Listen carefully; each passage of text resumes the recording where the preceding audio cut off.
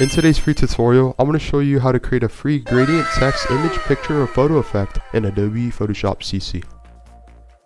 Let's get right into it. If you want to learn how I create content online and save hundreds of hours per year, click the link down below, scan the QR code, and enjoy the tutorial. Once you have your text loaded on the top of your image, the first way to add a gradient is to right-click your text and click Blending Options. Once loaded, you want to scroll down until you see the option Gradient Overlay and right-click and click, and then you have different options here. Under gradients, you have numerous options that you can choose from the gradients to colors.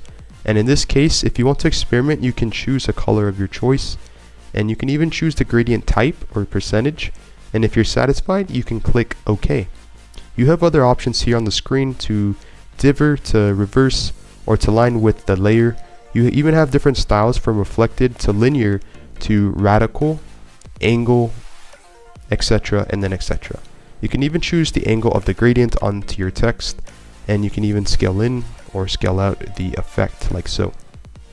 If you want to be more precise, you can click gradients, and then under here you can change the color or the options of your choice.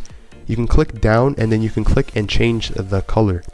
You can even do the same thing on the bottom right hand screen as you're currently seeing, and as you can see, I'm changing the color, and then on the bottom left hand screen I can click on the color, and I'm also changing the color.